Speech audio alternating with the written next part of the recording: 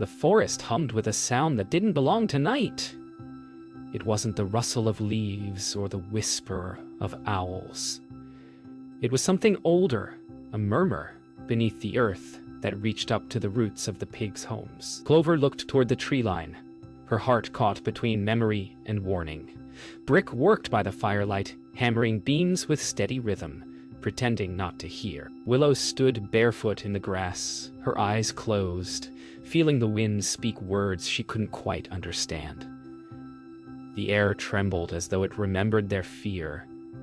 Far beyond the mist, a single pair of eyes glinted silver. The wolf was awake again, watching, waiting.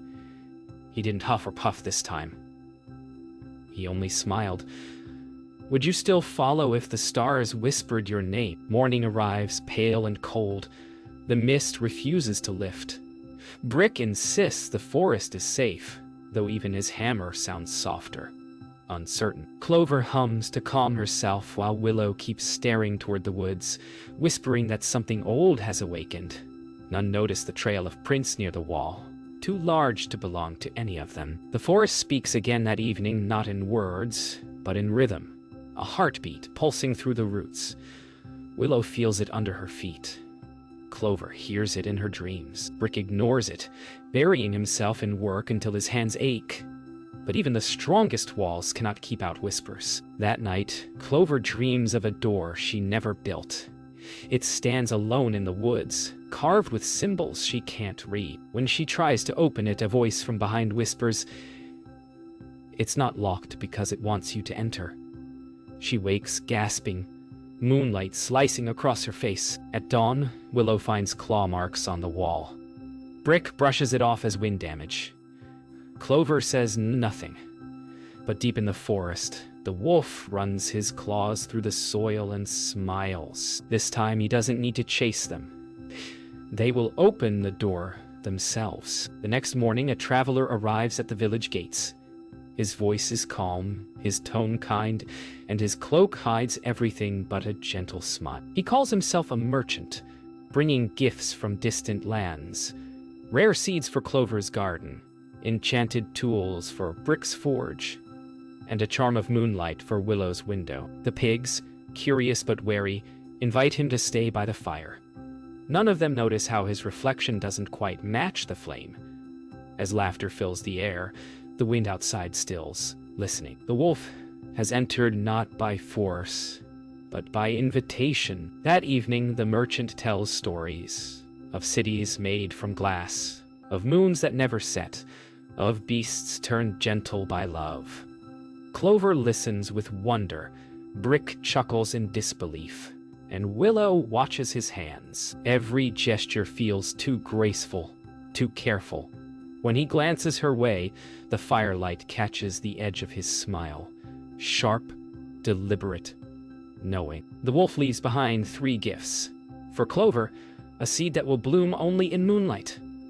For Brick, a chisel said to carve even stone hearts. For Willow, a mirror to show what hides in truth. They thank him sincerely, not realizing that each gift carries a whisper, a fragment of his spell. As he departs through the gate, Willow swears she sees his shadow linger long after his steps have gone. That night, Clover plants the moon seed near the well. It sprouts within seconds, silver vines climbing skyward, leaves glowing softly. She gasps, believing it a miracle. From her window, Willow watches, unease twisting in her chest. The vine's shadows curl across the wall like fingers, searching for warmth. By dawn, the vines have spread across the courtyard walls, their roots sinking deep into the stones Brick once laid. He admires their beauty until the air hums, low and alive. The wolf's laughter rides the wind, faint but certain. The gifts have begun to grow their true purpose. The village wakes to a tension that wasn't there the day before. The vines, once beautiful, now twist unnaturally along the walls, shadows flickering like fingers. Clover admires their sparkle, but Brick frowns, hammering at stones that refuse to stay in place. Willow's eyes narrow, sensing whispers woven into the wind, voices that speak of betrayal and fear. Arguments flare over the smallest things: a misplaced tool, a bent fence post, a glowing leaf, and the harmony that once defined the village begins to fracture. That afternoon, a sudden gust scatters the pigs' belongings across the courtyard. Clover believes it's the forest testing them.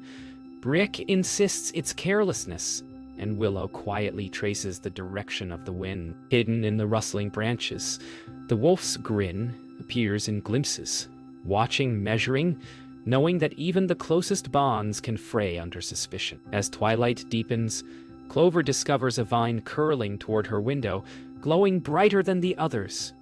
She touches it, feeling warmth that makes her uneasy. Willow warns her, but Clover brushes her aside. Brick watches silently, torn between pride in his sister and growing fear of what the vine might bring. Outside the village, the wolf's shadow stretches long across the forest floor, a dark promise bending with the wind. Night falls with a heavy hush. The vines writhe slightly, as if alive. Brick sleeps uneasily, dreams of crumbling walls echoing in his mind. Clover dreams of a door made of silver leaves that whispers her name. Willow listens to every creak, every sigh of the wind, feeling the wolf's presence pressing closer. The village, safe for so long, is no longer a refuge. It is a puzzle she cannot solve alone. At the edge of the forest, the wolf, 40 steps silently over moss and roots, whispering to the night itself. He traces the outline of the village in his mind, watching as doubt takes root in each pig. Tomorrow, he thinks, the seeds he planted will grow into something far more dangerous than walls or hammers can hold. Darkness swallows the village before the moon rises. Even the silver vines, which had shimmered all day, seem to absorb the night. Clover tiptoes past the shadows, lantern trembling in her hand, sensing eyes watching. Brick hammers at a stubborn stone, his breath visible in the cold night air. Willow crouches near the edge of the courtyard, ears strain for whispers that might not exist. Somewhere in the forest, the wolf, 40, moves silently, blending into the darkness as if he were the shadow itself. Suddenly, a branch snaps near the edge of the wall. Willow stiffens, Clover gasps, and Brick spins around, eyes narrowing. The wolf is gone, or at least he seems to be. But a rustle of leaves, a shadow cast in the corner, and the feeling of being watched refuses to leave. Fear begins to weave its first threads into their hearts, subtle and insidious. Clover retreats to her home, trying to calm her racing heart. But as she approaches her doorway, the silver vines stretch unnaturally, curling toward her hand. Willow's voice echoes in her mind, warning her of trickery. The door creaks open on its own, revealing an empty room, except for a single paw print etched faintly into the dust. The wolf has entered without being seen. In her bedroom, Clover dreams again, this time of the wolf sitting at the table with a sly smile, offering a silver apple. "Take it," he whispers, "and all will be safe." She hesitates, feeling the pull of trust against the instinct of fear. Willow's warning resounds in her mind. Brick pounds on the door outside, oblivious, insisting she wait. But the wolf's presence has already started to unravel certainty, even in her own heart. By midnight, shadows twist unnaturally across the village walls. The wolf moves among them, unseen but felt. Even the strong stone and iron that Brick trusts so dearly cannot keep him out. The pigs huddle together in fear, realizing that the wolf doesn't need to blow down walls. He only needs to make doubt grow inside them. In the dark, one question hovers, unspoken. How do you defend yourself against a shadow that knows your every thought? The first light of dawn does little to ease the tension. The vines have grown into thick, twisting braids along the walls, their glow faint but persistent. Brick frowns as he notices gaps in the stone where roots have forced their way. Clover kneels, trying to untangle them, her hands brushing against the strange warmth they carry. Willow warns of hidden danger, but her voice trembles. No one can fully see what she senses. Slowly, the wolf's plan begins to take root, unseen yet undeniable. By mid-morning, arguments flare. Clover insists they should respect the magic in the vines. Brick calls her naive, blaming carelessness for their crumbling walls. Willow steps in with a warning no one listens to. The wolf doesn't need to huff and puff anymore. He needs their fear, their doubt, their division. Their unity cracks, and each word of discord feeds the wolf's plan, invisibly threading into the vines themselves. In the afternoon, Brick attempts to fix a section of wall where vines have crept in. The stones resist, crumbling under his strength. Distracted by frustration, he doesn't notice Clover moving closer, trying to steady the roots. Willow shouts a warning just as a loose stone falls, narrowly missing Clover. In that split second, the wolf watches from the edge of the forest, silent but triumphant. The cracks are no longer just in the walls. They are in the pig's trust. Evening arrives with a heavy hush. The wolf has returned closer to the village, tracing the paths and doorways in his mind. Clover, exhausted, tends to the glowing vines, unaware one root now extends toward her cottage door like a silent invitation. Brick slumps, his confidence shaken. Willow peers out a window, sensing a shadow moving unnaturally among the mist. The invisible threads of deception tighten. The wolf no longer waits outside. By nightfall, the breaking point arrives. Clover unknowingly steps onto the wolf's path, brushing a root that pulses with subtle magic. A door creaks, opening wide in the heart of the village, an entrance the wolf never had to force. Fear and uncertainty grip the pigs' hearts as the shadows lengthen and the wolf's presence finally settles among them. One question hangs in the air, unspoken yet deadly clear. How can they fight an enemy they invited without knowing it? The first flames appear as if the night itself had cracked open. Silver vines, once gleaming softly, now flare red and orange, climbing walls like liquid fire. Clover screams, trying to pull them back, but the roots twist and pull against her hands. Brick rushes to fight the blaze with water from the well, but the magic resists him, hissing and curling around every stone. Willow watches in horror, realizing the wolf's true power isn't brute force. It's control over fear, over perception itself. The fire spreads quickly.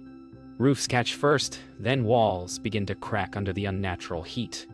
Clover yells for Brick to stop struggling with the stones and help save their home, but his stubborn pride freezes him. Willow grabs her sisters and drags them to the center courtyard, trying to protect them from the spreading blaze.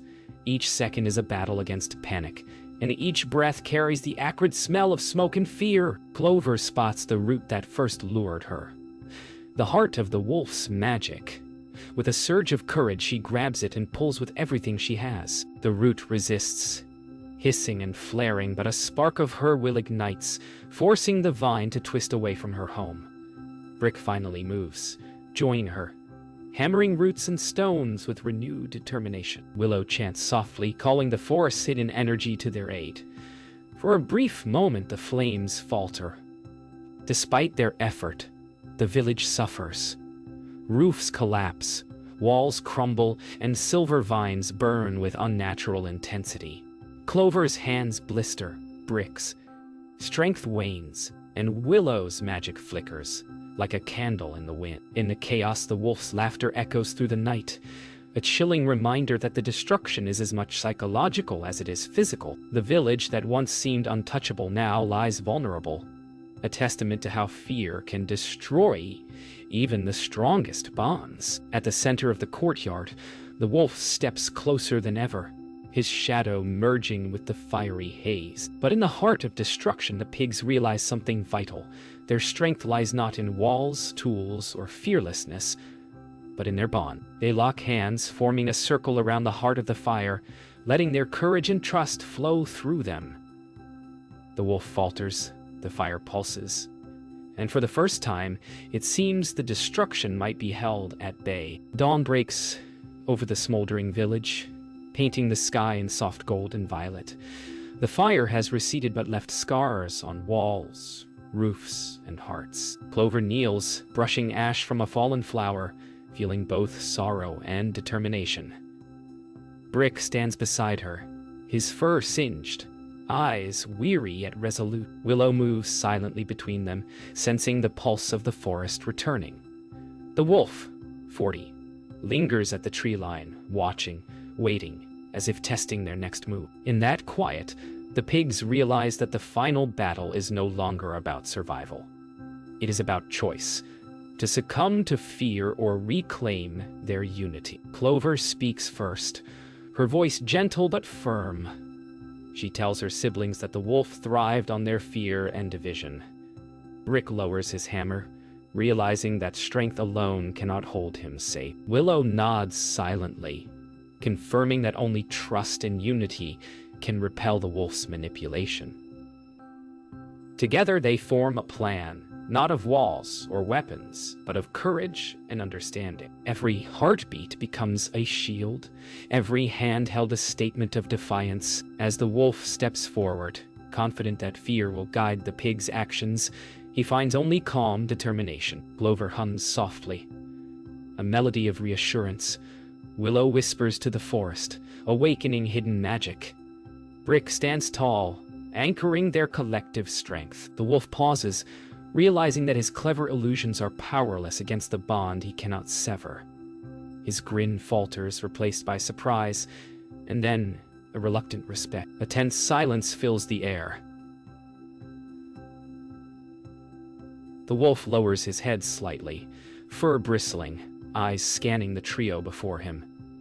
He understands in that suspended moment that victory lies not in force but in cunning and fear. Yet here, before the pig's unwavering courage, the wolf feels something unfamiliar, a hint of humility. Slowly, he steps back into the forest, leaving only whispers of his presence behind. The village is theirs again, though changed forever. As sunlight fully bathes the village, the pigs survey the remnants of their home. Ashes and twisted vines remain, but so does a renewed sense of strength, trust, and courage. They smile at one another, knowing the forest will always whisper secrets and that the wolf may return. But together, they can face whatever comes. Clover picks a glowing leaf from a surviving vine. Brick sets a stone back in place, and Willow breathes with the rhythm of the forest. Their choice has been made. Unity, hope, and courage will always stand taller than fear.